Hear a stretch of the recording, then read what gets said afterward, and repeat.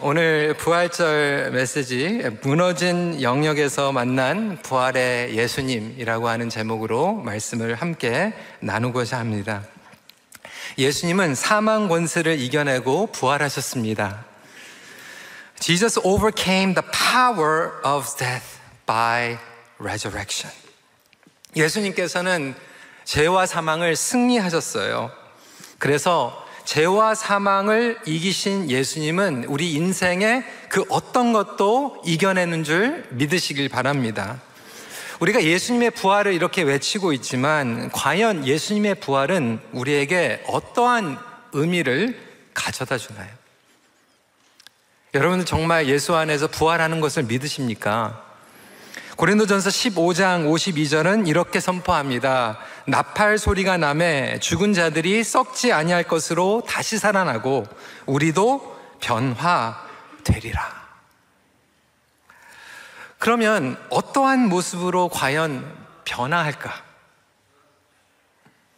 예수님께서 부활하신 그 모습을 보면서 우리는 상상할 수 있어요. 왜냐하면 성경은 저와 여러분들이 예수님과 같이 부활한다라고 이야기하고 있습니다. 영광스러운 부활을 경험하게 되는 거예요. 그런데 그것은 그때뿐만이 아니라 지금 현재의 삶 가운데에서도 부활하신 예수 그리스도를 믿게 되면 저와 여러분들에게 놀라운 변화가 일어나게 됩니다. 예수님을 만난 제자들이 그랬어요. 예수님께서 체포되시고 십자가의 처형을 받으실 때 제자들과 그를 따르던 모든 사람들이 흩어져 버렸어요. 하지만 그들의 삶은 부활하신 예수 그리스도를 만난 후에 완전히 변화가 일어나게 됩니다. 그래서 오늘은 엠마오로 향하던 두 제자들의 이야기예요. 그들은 오리지널 12제자에 속하지는 않았지만 그 외에 따랐던 제자 그룹에 속해 있었던 인물들이에요. 그렇다면 과연 그들이 만난 부활하신 예수님은 어떤 분이었는가? 어떠한 부활하신 예수님을 만났는지 함께 살펴보고자 합니다. 가장 먼저 부활의 예수님은 고통의 여정 가운데 함께 하십니다. 엠마오로 가던 두 제자들은 슬펐어요. 고통 가운데 있었어요. 오늘 저희들이 시간이 없어서 다 읽지는 못했지만 17절 부분을 보면 이렇게 얘기하고 있어요. 두 사람이 슬픈 빛을 띠고 머물러 서더라. 슬펐어요. 왜 슬펐을까요? 그들은 상심했어요. 상심 가운데 여정을 가고 있었던 거예요. 그들이 따르고 의지했던 선생님 그리고 주인을 잃어버렸어요. 여러분 얼마나 낙심이 되었을까요? 소망을 잃어버리고 목적을 잃어버린 거예요. 이번 고난주간 기도 제목을 냈는데 정말로 수백 명의 성도님들이 내셨어요. 그 기도 제목을 보면서 일주일이 모자랐어요. 기도할 시간이 없을 정도로 수많은 성도들이 건강을 잃었고 사랑하는 관계가 찢어지고 경제적인 자존감을 잃어버렸고 목적을 잃어버렸고 미래를 가지고 있었던 꿈을 잃어버렸어요. 상심 가운데 있는 거예요. 절망감 가운데 있는 거예요. 가족을 잃었어요. 이 제자들이 그러한 상실감 가운데 여정을 가고 있는 거죠. 저와 여러분들이 지금 여정을 가고 있는 것 같이. 그런데 또 한쪽으로는 예수님의 무덤이 비워져 있다는 거예요. 예수님의 시체가 사라졌다는 거예요. 누군가는 예수님이 부활하셨다고 하는 거예요. 그런데 아직까지 믿기지는 않아요. 여전히 지금 우리의 삶 가운데에서 그런 성도님들도 많이 있을 거예요. 상실 가운데 두려움 가운데 걸어가고 있는데 예수님은 부활하셨다고 하는데 아직까지 나에게는 그런 확신이 없어. 나에게는 그러한 신앙의 경험이 없어. 이것을 어떻게 받아들여야 하는가? 상실감과 동시에 이제는 혼란까지 찾아오는 거예요. 도저히 인간의 생각과 상식으로는 이해가 안 되는 거죠. 오늘날 불확실한 인생, 여기저기 들려오는 혼란스러운 소식들 가운데 살아가고 있는 우리의 모습이 여기 엠마오의 두 제자에 담겨 있다는 거예요. 그런데 여러분, 복음의 소식은 이렇습니다. 그 상실과 혼란에 가득 찬 여정을 걸어가고 있는 제자들에게 우리 주님은 반드시 나타나십니다. 여러분의 여정 가운데서도 반드시 주님께서 함께하는 줄 믿으시길 바랍니다. 그러니까 우리의 여정 가운데 반드시 만나주세요. 그런데 문제는 예수님께서 이 제자들과 함께 여정을 걸어가고 계시는데, 말씀하고 계시는데 그가 누군지는 확실하게 지금 제자들이 알지 못해요. 아니, 예수님께서 조금 더 구체적으로 보여주셨다면 얼마나 좋을까요? 제자들은 더 이상 여정 가운데 고민할 필요가 없어요. Quick answer, quick solution. 저와 여러분들이 고난과 질문 가운데에서 바로바로 응답을 주시면 저와 여러분들이 방황할 필요가 없잖아요.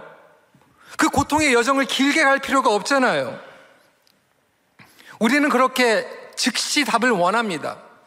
솔루션만 있으면 이렇게 힘든 여정을 빨리 벗어날 수 있을 텐데 여기면서 말입니다. 그런데 그것은 우리 생각이에요. 근데 분명한 것은 예수님께서는 그 여정을 제자들과 함께 가고 계세요. 저와 여러분들은 지금 모르고 있지만 분명한 것은 예수님께서 여러분들의 그 고통의 여정 가운데 함께 하고 계시는 줄 믿으시길 바랍니다. 제자들은 예루살렘에서 엠마오까지 25리가 되는 여정을 가고 있었어요. 무려 8마일이 되는 하루 종일 가야 되는 거리를 가고 있었어요. 그렇다면 그 고난 가운데 여정을 하고 있는데 예수님은 무엇을 하셨나? 아무것도 안 하셨나? 아니에요. 그들과 함께 대화하셨어요. 그런데 어떤 대화를 하셨냐면 말씀을 하세요. 말씀. 주님께서 지금 우리와 함께 하시면서 오늘도 여러분들이 지금 말씀하고 계세요. 성령님을 통하여서 말씀하고 계시고 매일매일 여러분들이 성경을 열면 주님께서 말씀하고 계세요. 따단 조금 더 보여주시면 좋을 텐데 왜 그렇게 안 하시고 먼저 말씀을 보여주시는가? 여러분, 사실 말씀 안에 우리가 고민하고 있는 문제의 해답이 담겨져 있어요. 그래서 그 답을 즉시 주시기보다 말씀을 통해서 하나님의 큰 그림으로, 구속적인 그림으로 저와 여러분들의 지금 그 고난을 이해해야 되기 때문에 우리는 빨리빨리 헤쳐나와서 뜨거워지고 응답받는 마치 냄비와 같은 신앙을 원해요. 그런데 하나님께서는 뚝배기와 같은 믿음을 원하시는 거예요. 말씀을 통해서 이해하는 것이 더 오래가는 줄 믿으시기 바랍니다. 우리가 경험하는 것도 중요하지만 하나님의 말씀으로 이해해야 우리께 되는 거예요. 27절 말씀입니다. 같이 한번 읽어볼까요? 시작. 이에 모세와 모든 선지자들의 글로 시작하여 모든 성경에 쓴 바 자기에 관한 것을 자세히 설명하시느니라.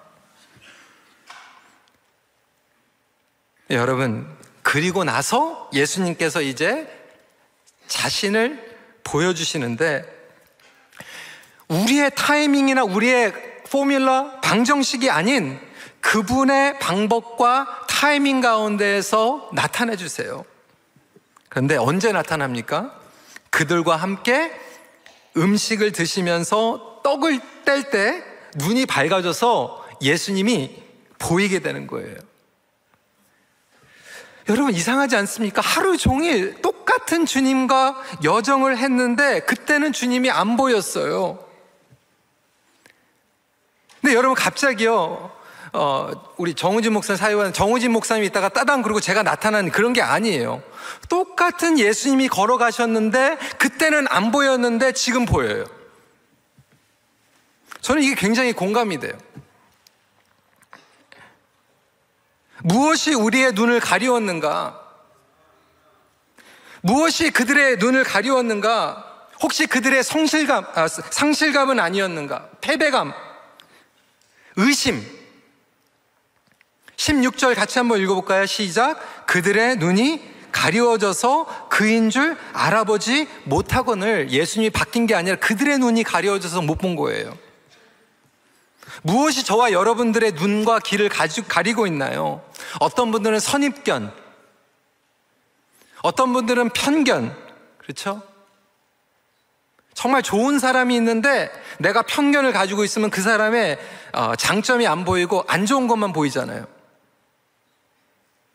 우리의 오해, 정리되지 않은 감정, 피해의식, 나의 조급함, 나의 두려움, 자기 보호 기능, 자존감, 열등감, 나는 왜 안 되는가, 과거에 안 됐던 경험, 우리의 어려운 상황, 한계, 안 되는 것만 보는 우리의 죄성, 문제에만 집중하게 되다 보니까 주님을 보지 못하는 거예요. 주님이 안 계신 게 아니라 우리가 못 보는 거예요. 주님은 어떤 상황 가운데에서도 당신을 보여주시길 원하십니다.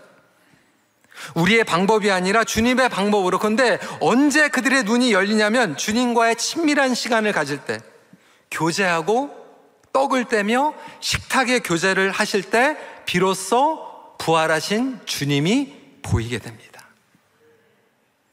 저와 여러분들이 함께 구해야 되는 것은 주님의 식탁으로 오는 거예요.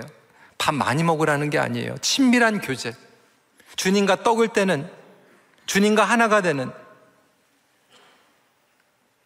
눈이 열리니까요, 그제서야 주님과 같이 했던 여정이 이해가 되는 거예요. 레트로스펙트로 make sense 되는 거예요. 돌이켜보니까 이해가 되는 거. 그때는 몰랐지만 지나고 나니까 주님의 관점으로, 말씀의 관점으로 깨닫게 되는 것들이 있지 않습니까? 저는 사춘기 때 방황 많이 했거든요. 내 인생은 왜 이런가? 나는 왜 이렇게 방황하는가? 그때는 답이 없었어요. 그런데 나중에 주님을 만나고 되돌아보니까 make sense 되는 것들이 많이 있잖아요. 여러분들 삶 가운데 그런 일도 굉장히 많이 있죠. 그때는 몰랐는데 지금 돌아보니까 아는 것들. 32절에 그들이 서로 말하되 길에서 우리에게 말씀하시고 우리에게 성경을 풀어주실 때에 우리 속에서 마음이 뜨겁지 아니하더냐 하고, 그때도 뜨거웠는데 그때는 몰랐어요. 근데 이제 보니까 make sense 되는 거예요. 사실 예수님께서는 이미 제자들에게 십자가의 죽음뿐만 아니라 부활하실 것을 여러 번 말씀하셨거든요. 근데 그때는 모르고 그때는 깨닫지 못하고 이제서야 알게 되는 것. 그래서 여러분, 지금도 저와 여러분들은 소망을 가져야 돼요. 고난 가운데 있는 성도님들, 지금은 너무나도 힘들고 힘든 여정 가운데 지금 가고 있지만, 그리고 지금은 모르겠지만 그 여정을 포기하지 않는 여러분들이 되시길 주님의 이름으로 축원합니다. 왜? 주님께서 함께 하고 계시고, 그리고 나중에 돌아보면 주님을 만나게 될 뿐만이 아니라 깨닫게 되는 은혜를 주실 줄 믿습니다.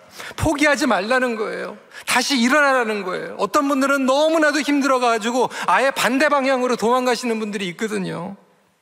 그렇지만 주님께서 함께 하신다라고 하는 것을 깨닫고 계속해서 주님의 말씀을 들으세요. 지금은 안 뜨거운 것 같고 지금은 이해가 안 되는 것 같지만 부활하신 주님께서 우리의 눈을 열어주실 것이고 언젠가는 우리에게 영적인 깨달음을 주실 거예요. 저는 그것을 위해서 기도합니다. 그뿐만이 아니에요. 두 번째 포인트입니다. 부활의 예수님은 영광의 상처를 보여주십니다.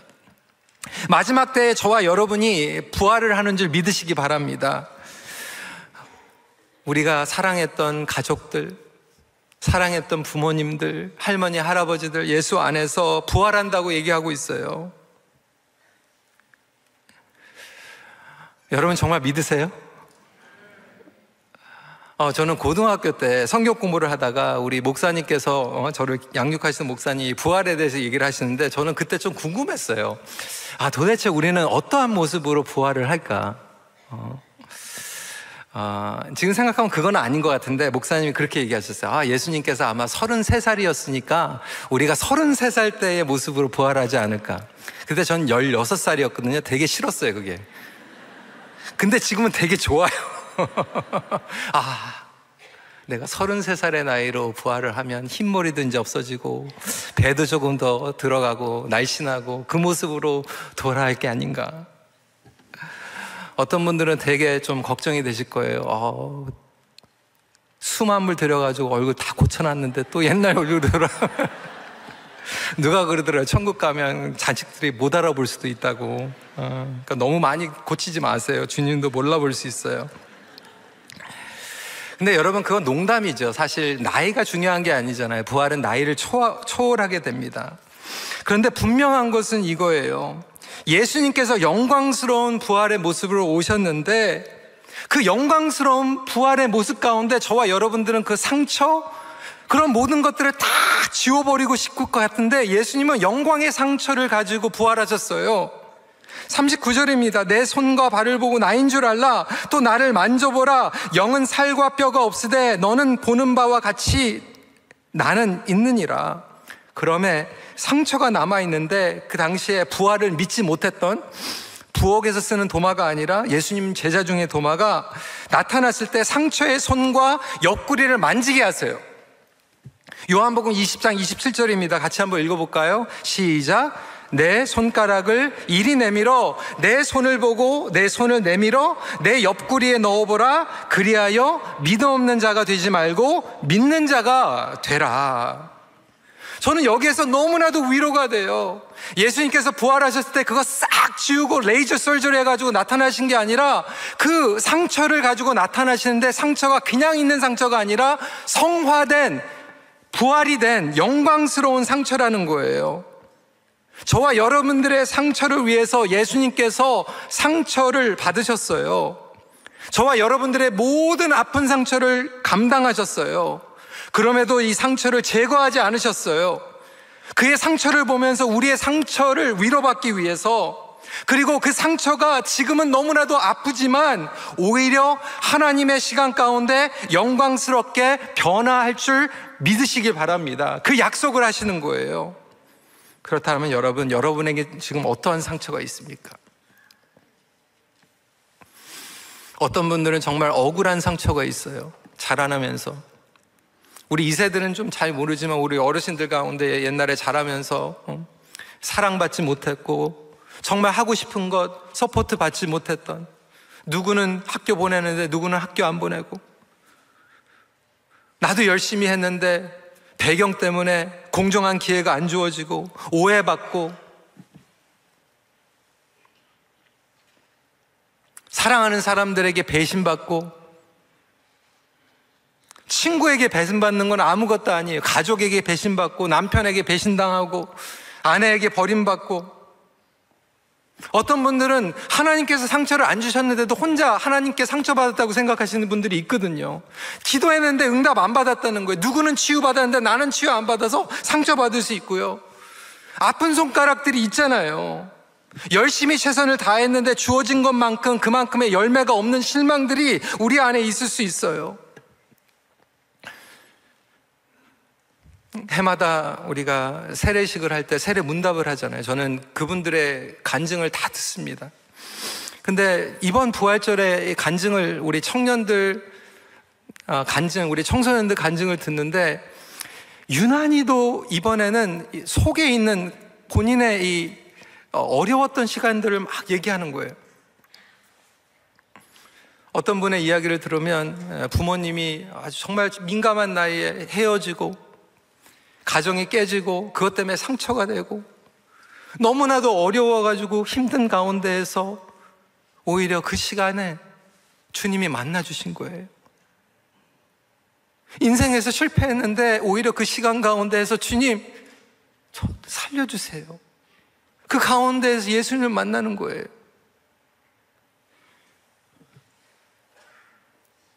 저는 그 얘기를 들으면서 우리는 상처가 없기를 바라는데 오히려 그 상처가 주님을 만나는 통로가 되고, 오히려 주님을 만났기 때문에 그 상처가 성화가 되고 영광이 되는구나. 제자들이 예수님의 상처를 보면서 용기를 얻게 돼요. 상처 있는 부활, 상처 있는 우리도 쓰임받을 수 있다. 그래서 우리는 wounded healer라고 하는 얘기를 많이 듣잖아요. 그 wounded, 상처가 저와 여러분들을 마비시키는 것이 아니라 오히려 더욱더 큰 능력과 갑절의 은혜를 부어주시는 줄 믿으시길 바랍니다. 그 상처를 주님께 가지고 나온다면. 제가 작년에 우리 멘토 되시는 강준임 목사님 오셨을 때 제가 소개를 해드렸죠. 저에게는 너무나도 귀한 두 분의 멘토가 계세요. 우리 이면수 목사님 선교의 멘토시고요, 강 목사님은 영성의 멘토시고요. 두 분이 다 달라요. 성격이 어떻게 정반대예요. 스타일도 달라요. 그런데 두 분들에게 공통점이 있어요. 두 분들에게 실패를 경험한 경험들이 있어요. 우리 이면수 목사님은 북에 억류되셔서 2년 반 동안, 우리 강 목사님은 정말로 큰 교회에 청빙받았다가 거기에서 목회에 실패하신 실패가 있고요. 그런데 오히려 그들의 상처를 통해서, 실패를 통해서 저는 하나님께서 더 아름답게 영광스럽게 쓰시는 것들을 봤어요. 그래서 저는 우리 목회팀에 항상 중요한 포지션에 인터뷰할 때 저는 그 얘기를 꼭 합니다. 이거를 물어봐요. 나중에 알려주지 마세요, 다른 분들에게. 근데 물어봅니다. 목사님은, 전도사님은 인생을 살아가면서, 목회를 하면서 어떠한 실패를 경험했습니까? 그리고 그 실패를 통해서 어떻게 회복됐습니까? 무엇을 배웠습니까? 저는 실패 한 번도 안 했네요. 그러면 거기서 끝나는 거예요. 실패를 한 번도 안 했다고 생각하면 잘못 생각하는 거고 교만한 거일 수도 있고요. 사실 영적으로 아직 깨달음이 없는 거죠. 왜? 저와 여러분들은 이미 영적으로 실패했기 때문에 예수님께서 오신 거거든요.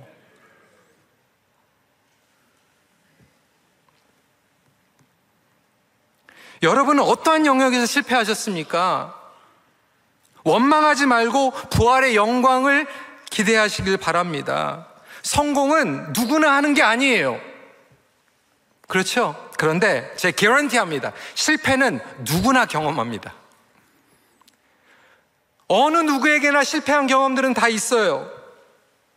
그런데 오히려 인류의 실패 때문에 하나님께서 독생자 예수 그리스도를 이 땅에 오셨고 우리는 그 구원과 온전함을 경험하게 됩니다. 하나님의 약속은 우리의 실패 가운데, 인간의 실패 가운데에서도 이루어지는 줄 믿으시기 바랍니다. 그래서 수도 없이 우리는 여전히 실패를 경험하지만 인생의 결론은 결코 실패가 아닙니다. 오히려 실패를 통해서 하나님의 온전한 다스림의 시작을 경험하시길 소원하십시오.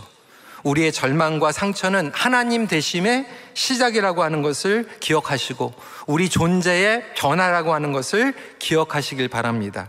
말씀을 마칩니다. 부활의 능력을 믿는 자에게 실패한 인생은 없습니다.